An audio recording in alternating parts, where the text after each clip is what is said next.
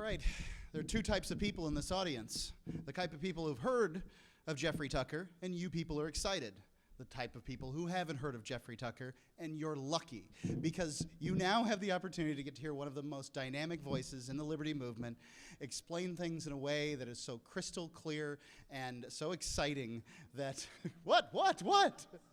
It's all true.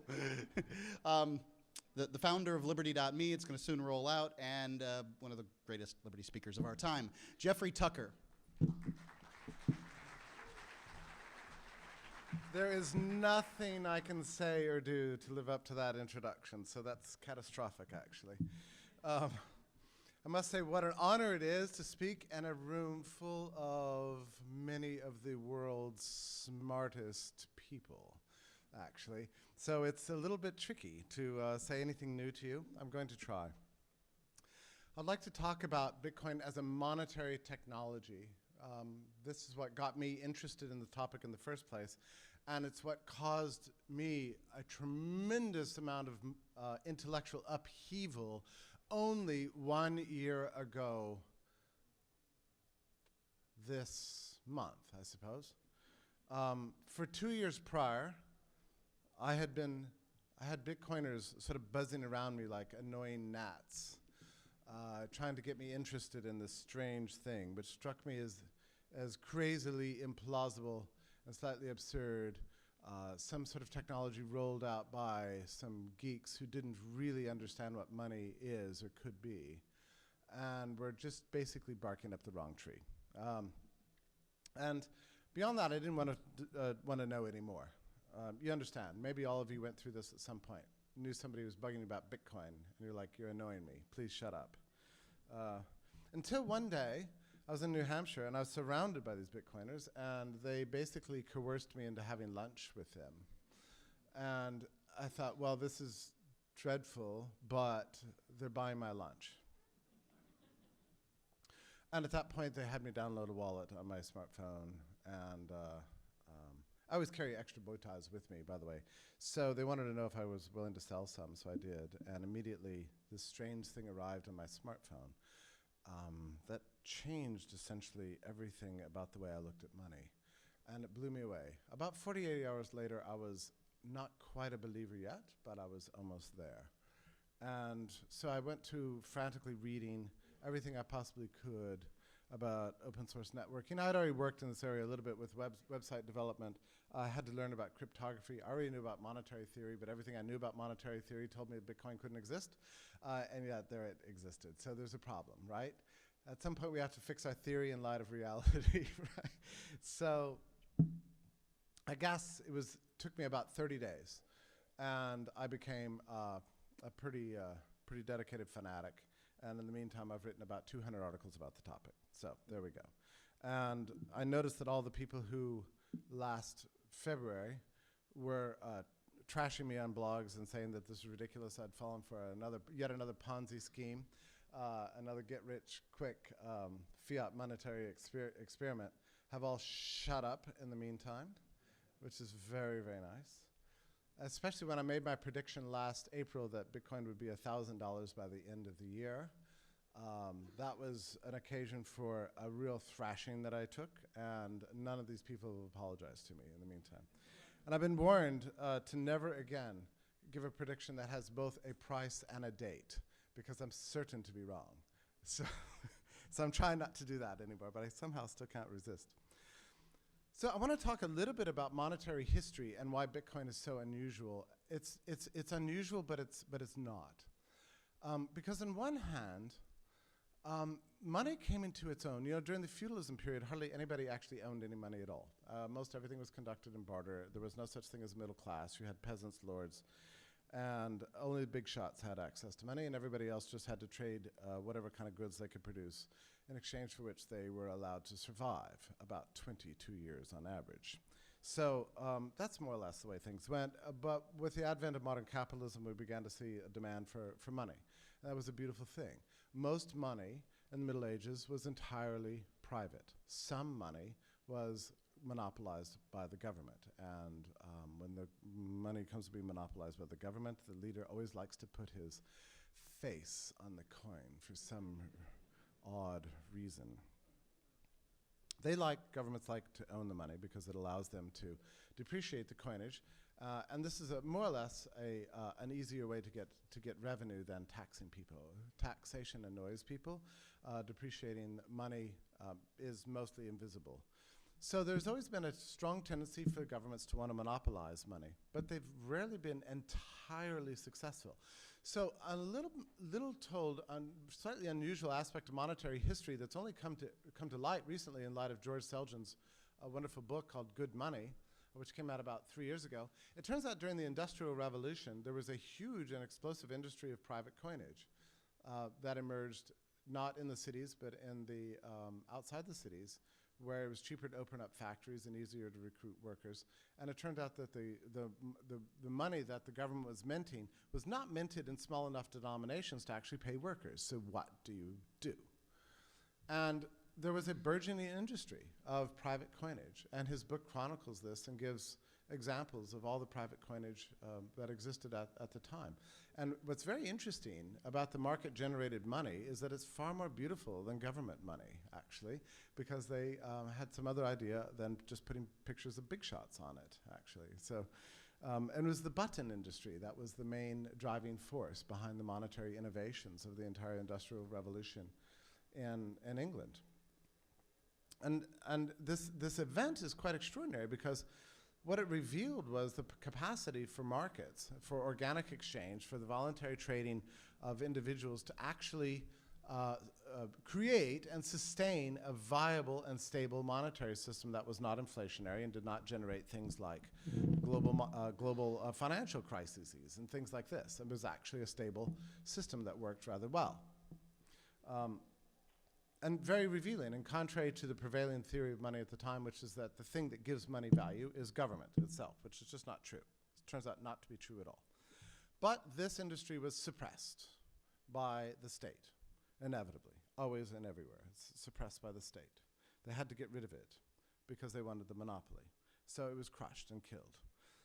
In the United States, in the 19th century, there was a huge industry of private coinage all throughout the West, because the same similar situation came about. You know, I mean, Washington's making a kind of a national currency, on and on again, off again, with the national banking system. But government's never able to meet the monetary demands of the public, unable to achieve anything like what it's supposed to achieve. It was very similar to like the mails, right? Like imagine if we had to be stuck with the post office only and didn't have Federal Express and UPS and every other kind of courier service that we have now. That's the way it was in money. So private markets got very busy creating new forms of payment systems, and there was great innovation. In fact, all throughout the 19th century, we began to see monetary innovation in the same way we saw industrial innovation. They went together. The money got better as the technology in general got better. So they went in parallel together. After all, money is half of every transaction. So it would make sense that it would tend to improve as the rest of the economy improved. It should be subject to the same kind of forces of improvement as any other good or service, and so it was, until the Civil War, when we saw all the currencies in the world nationalized and blown up and destroyed, as war always does. After the Civil War, we saw a very intelligent effort during the Gilded Age, which is the last time in the history of humanity we had anything like responsible statesmen in charge of anything. During the period between 1870 and the turn of the 20th century, we had a fairly decent gold standard. It wasn't a perfect system, but it was more or less stable and fine because you couldn't print unlimited amounts of currency. But it was not perfect, and there was plenty wrong with the banking system at the time. Always subject to insolvency and bankruptcy, and bankers are very funny people. They don't like to go out of business. So they went racing to the government, and more or less that's what happened in 1913 with the creation of the Federal Reserve. Now, the first country in the world to create a central bank was Germany. The US central bank was modeled on that.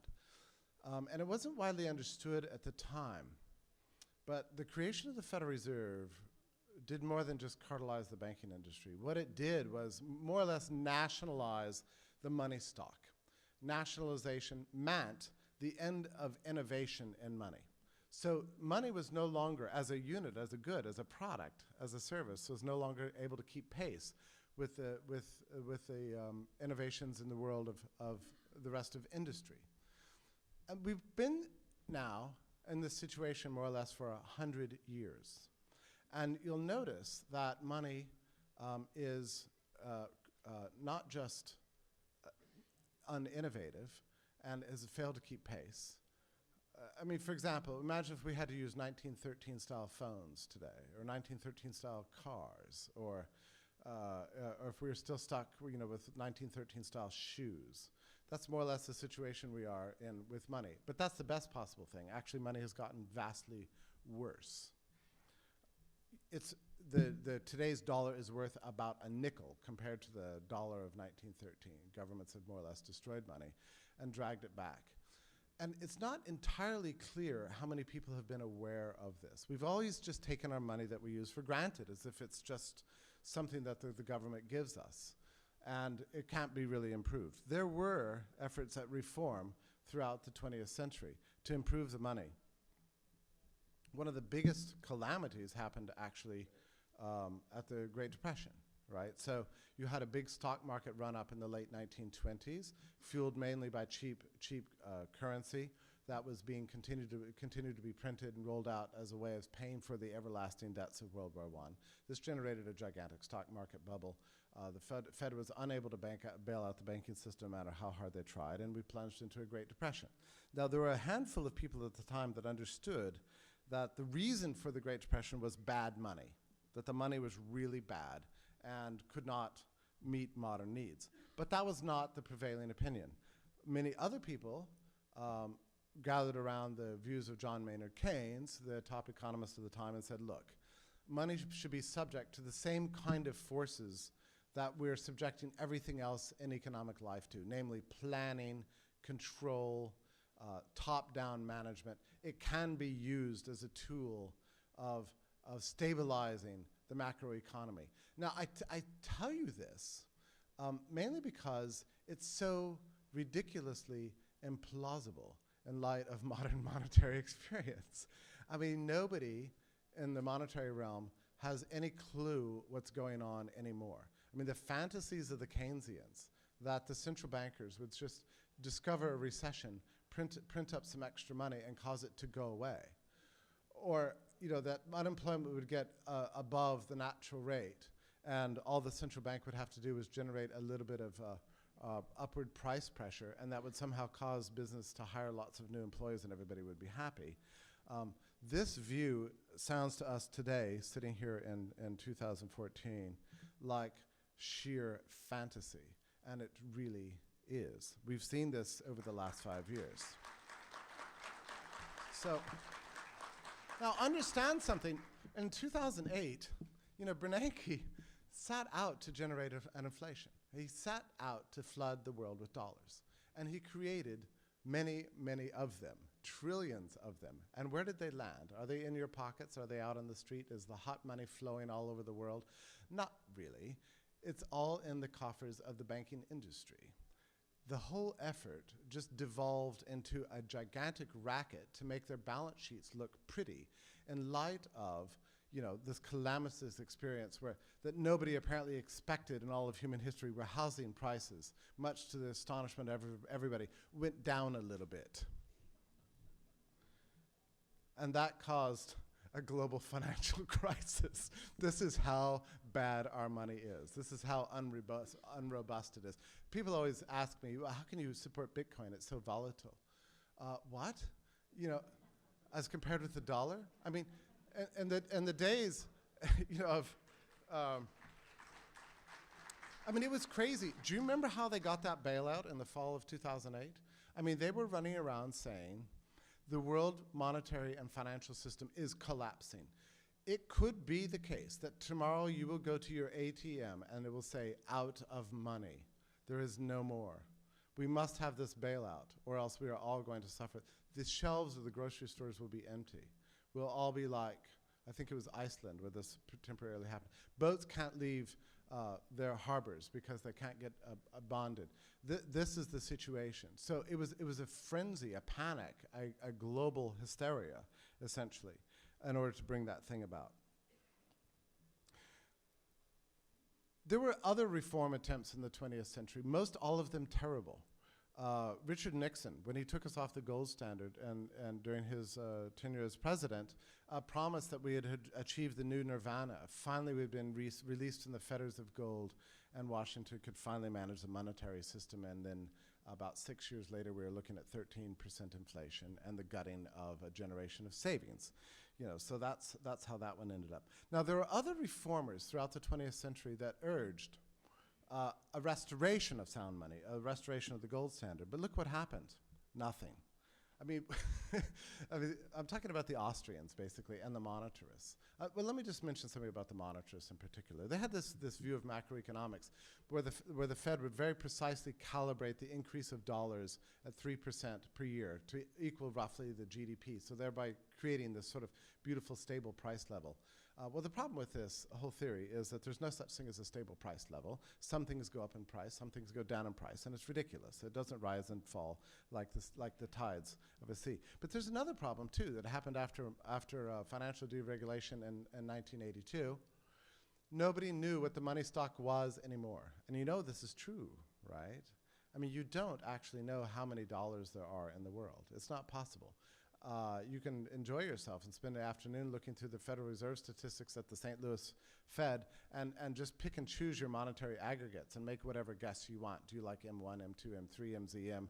And how are you going to calculate those? Monthly, quarterly, annually? You're going to do a percentage increase? You're going to do, how's it going to work? Nobody knows how many dollars there are. So you can't have a monetary policy based on quantity of money if you can't figure out the quantity, much less control the quantity, which the Fed no longer does. But the big problem with the Austrian approach is that it always depended on this rather implausible thing that the government would somehow become educated and just wake up one morning, all the top officials in the state, and do the right thing.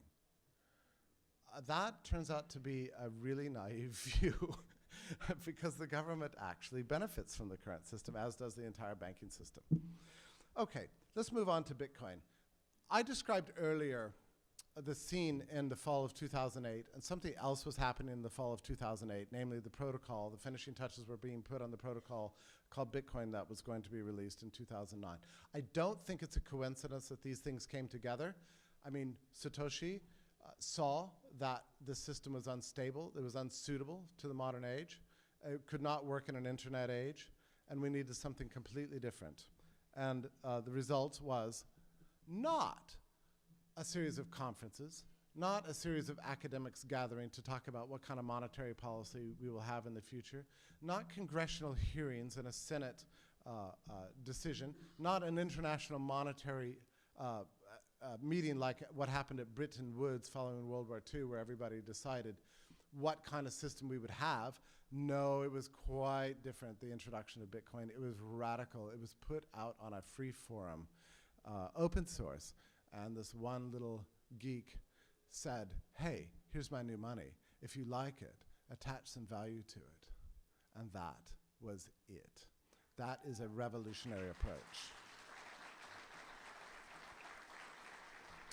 And you understand what this means, right? This blows up everything everybody believed for like 100 years about money. It was not supposed to happen like this.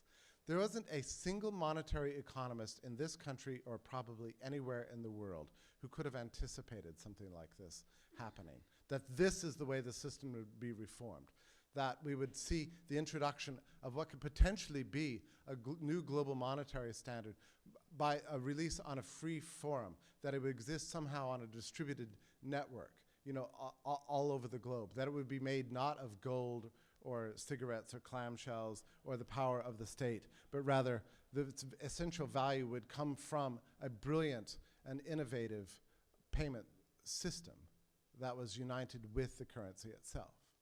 That is something nobody ever imagined, and I include myself among those skeptics. It's unbelievable. You talk about disruptive. There's never been anything like it. I just have a few minutes left, but I'm going to just list what I think are the most extraordinary aspects of Bitcoin. Bitcoin restores money as real property with unambiguous property titles. Nothing like this exists in the world of national monies. It shows us that innovation can pertain to money the same way it pertains to goods and services, and it reveals to us that we've been 100 years without any innovation in this space. It lives on a distributed network that itself is more powerful and more immortal than any single power on earth, and it cannot, in the end, ultimately be destroyed.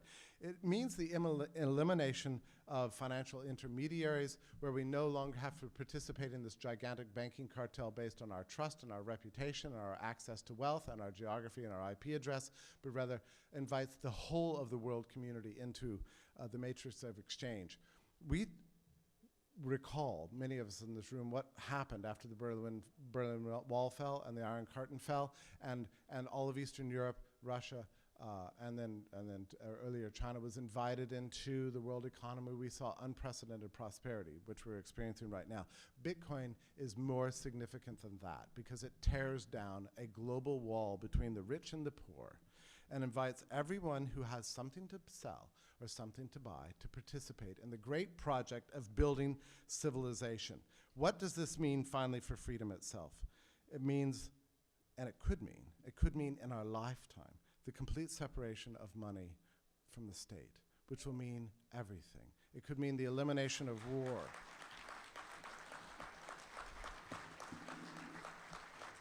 It could mean the elimination of despotism, the elimination of war, the elimination of poverty, and the global inclusion of every single human being in the great project.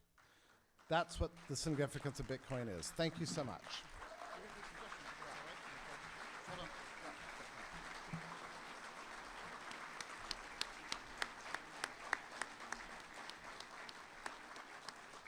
I told you he's an exciting speaker. Indeed. Can we get a few questions, if we could, please? Can't see any hands up. Okay, I see one right there. Thank you. Thank you for your talk. That was really great. You said that, you described Keynesianism and said it sounds ridiculous to all of us. And that may be true of the people in this room. Yeah. But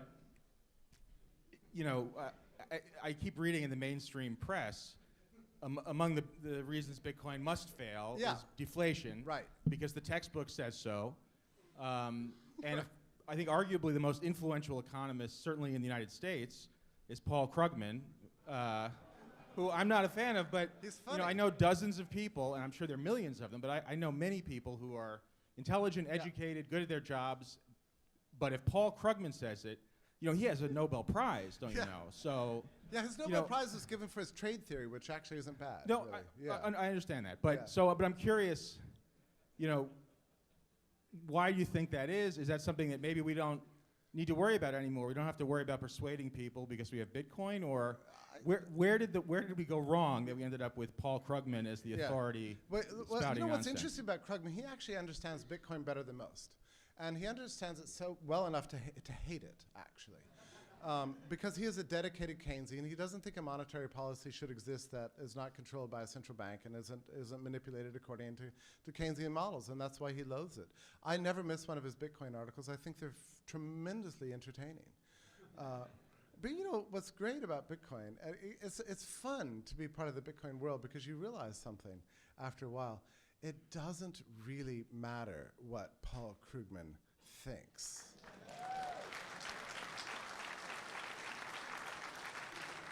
So this is just wasted paper. I mean, it's just sort of column inches spilling out, all the time. It has nothing to do with the future. The people in this room, the people at this conference, you're living in a brilliant and bright future that you see. It isn't here yet, but you're pretty confident that it's coming, and I think you're right. And the views of Paul Krugman are just not part of that. Go ahead. Just 1 second, if you would, please, sir. Oh, sorry.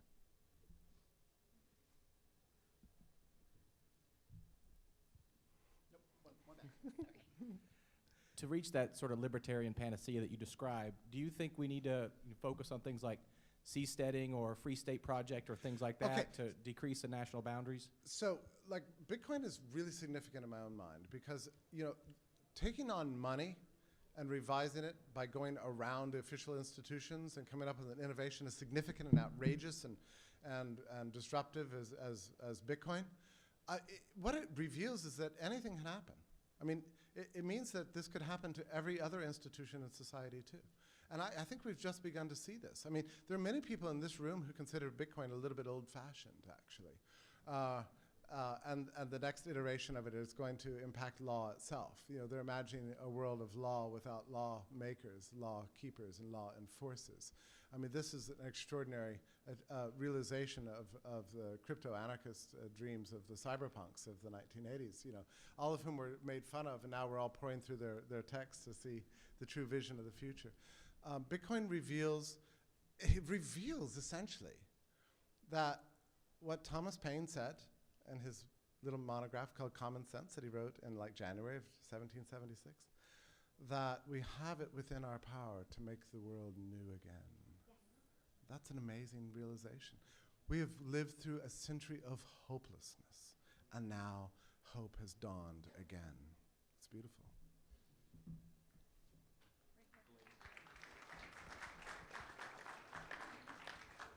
Hi.